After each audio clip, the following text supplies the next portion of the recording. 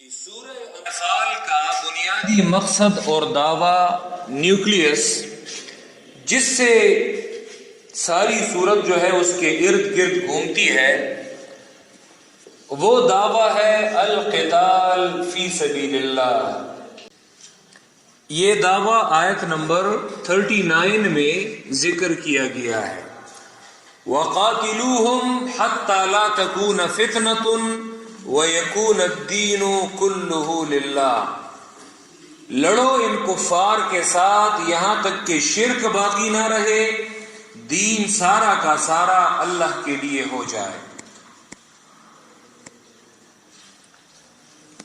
جی، اور القتال فی سبیل اللہ کے لیے قرآن مجید نے اس سورت میں 6 قاعدے ذکر کیے ہیں، 6 قواعد ہیں القتال کے لیے۔ جہاد اگر تم نے اللہ کی راہ میں کرنی ہے، یہ تو یاد رکھو، ان قاعدوں کو جانو، ان قاعدوں کو پہچانو، ان قواعد کے ذریعے جہاد کرو۔ جہاد صرف بندوق اٹھانے کا نام نہیں ہے، بلکہ قرآن میں جہاد کے لیے مستقل قواعد ذکر کیے ہیں، قاعدے ہیں۔ پھر جہاد اور جنگ میں فرق کیا ہے؟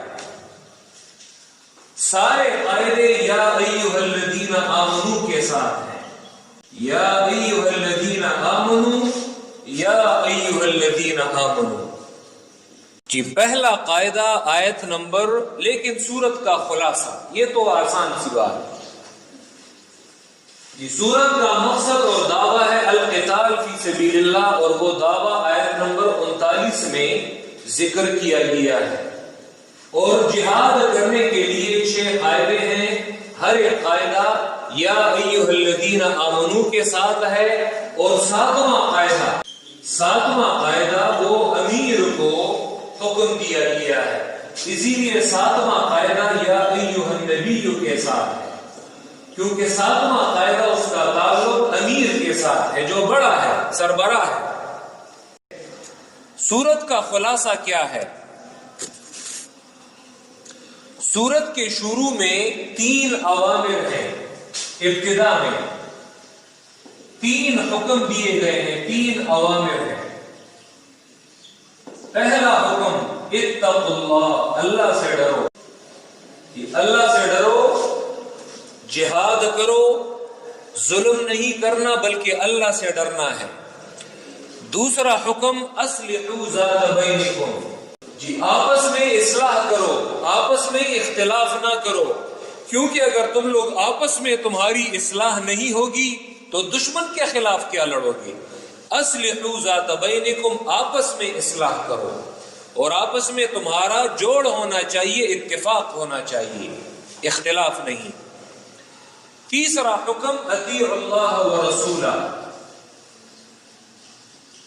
اطیعوا اللہ ورسولہ، اللہ اور رسول کی اطاعت کرو۔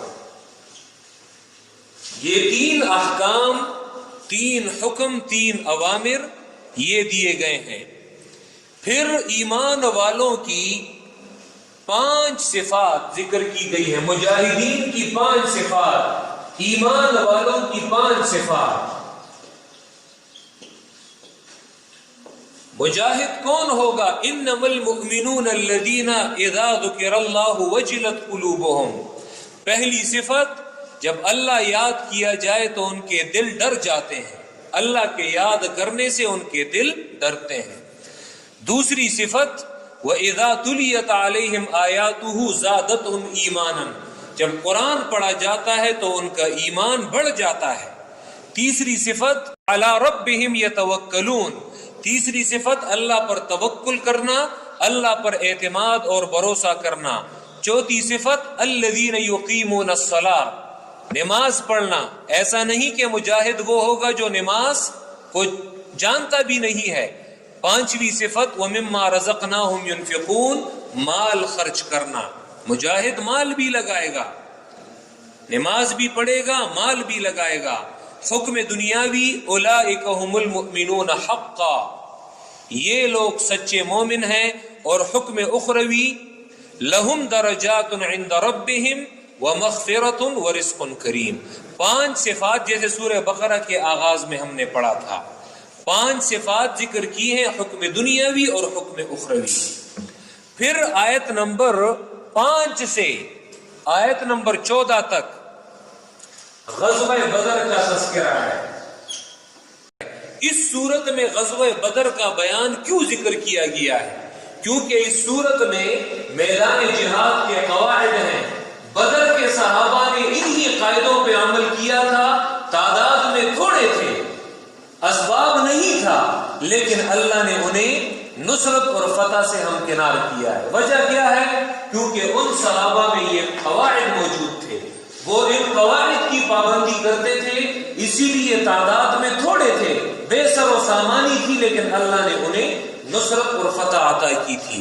اقبال اسی لیے کہتا ہے فضائے بدر پیدا کر، فرشتے تیری نصرت کو اتر سکتے ہیں گردوں سے، قطار اندر قطار اب بھی۔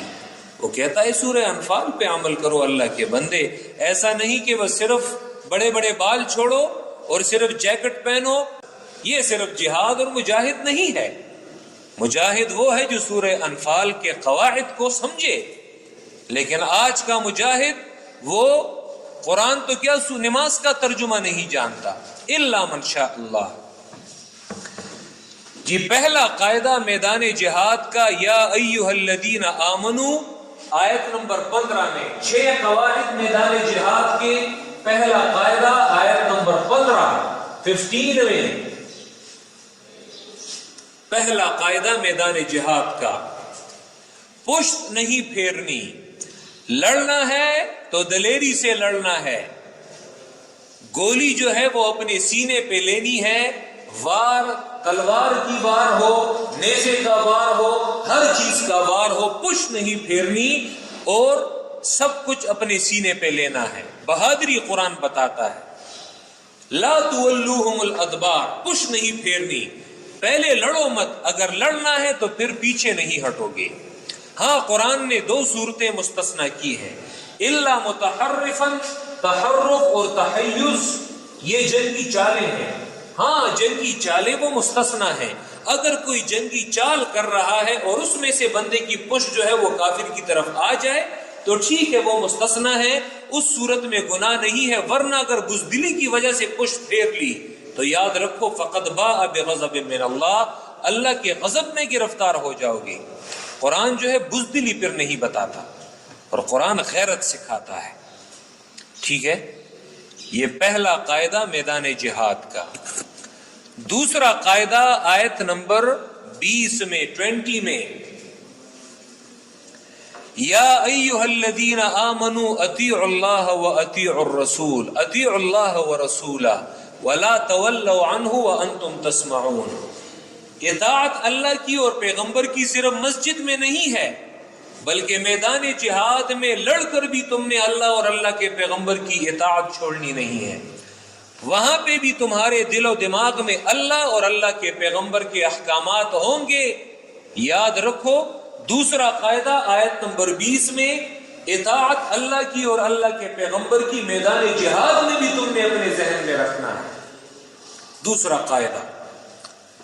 تیسرا قاعدہ آیت نمبر 24 میں، یا ایھا الذین آمنوا، اے ایمان والوں، جی استجیبوا للہ وللرسول اذا دعاکم لما یحییکم، جی اگر تمہیں امیر جہاد، امیر، تم نے ایک بندے کو امیر بنایا ہے، اگر وہ تمہیں جہاد کی طرف بلائے تو فوراً تم نے تابعداری کرنی ہے اور اس کا حکم ماننا ہے۔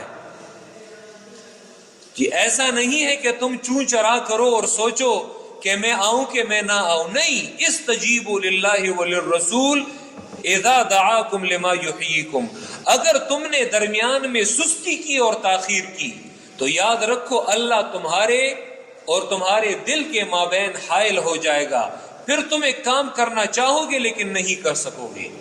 فوری طور پر اطاعت اور تابعداری کرنی ہے۔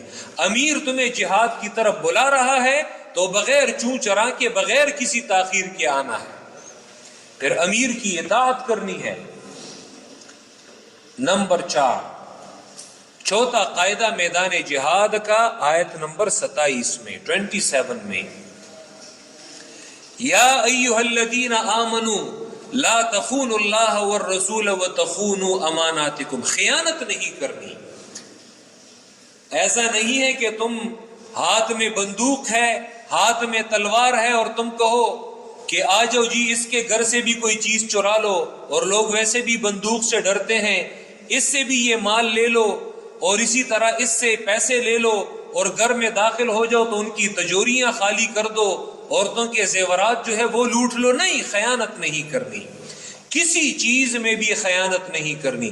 اگر میدان جہاد میں تمہارے ہاتھ کوئی چیز آ جائے تو یاد رکھو یہ سارے مجاہدین کی ہے۔ خیانت نہیں کرنی، چھپانا نہیں ہے، چوری نہیں کرنی، نہ اللہ کے ساتھ، نہ پیغمبر کے ساتھ، اور نہ آپس میں، خیانت نہیں کرنی۔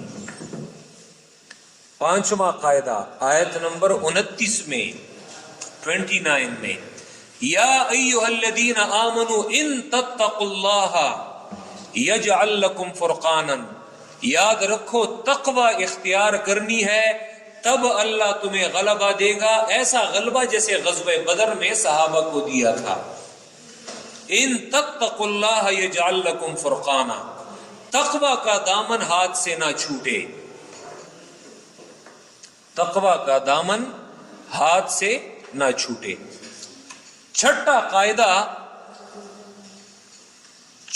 قاعدہ میدان جہاد کا آیت نمبر 45 میں 45 میں، یا ایھا الذین آمنوا اذا لقیتم فئۃ فاثبتوا واذکروا اللہ کثیرا، تم نے ثابت قدمی اختیار کرنی ہے اور اللہ کو بہت یاد کرنا ہے۔ یا ایھا الذین آمنوا اذا لقیتم فئۃ فاثبتوا، ثابت قدم رہنا ہے اور اللہ کو بہت یاد کرنا ہے۔ یہ 6 قاعدے میدان جہاد کے ذکر کیے۔ 7واں قاعدہ یہ ہے آیت نمبر 70 میں، اور وہ امیر کو خطاب ہے، جب فتح ہو جائے ملک، تمہارے ہاتھ میں قیدی آ جائیں، ان قیدیوں کے ساتھ کیسے سلوک کرنا ہے، تو وہ امیر کی تقریر ہے قیدیوں کے ساتھ اور ان کے ساتھ کیسا سلوک کرنا ہے۔ تو آیت نمبر 70 میں 7واں قاعدہ ہے میدان جہاد کا، اور وہ امیر کو خطاب کیا جاتا ہے۔ یا ایھا النبی قل لمن فی ایدیکم من الاسری ان یعلم اللہ فی قلوبکم خیرا یؤتکم خیرا مما اخذ منکم ویغفر لکم واللہ غفور رحیم۔ یہ 6 قاعدے میدان جہاد کے اور 7واں قاعدہ امیر کو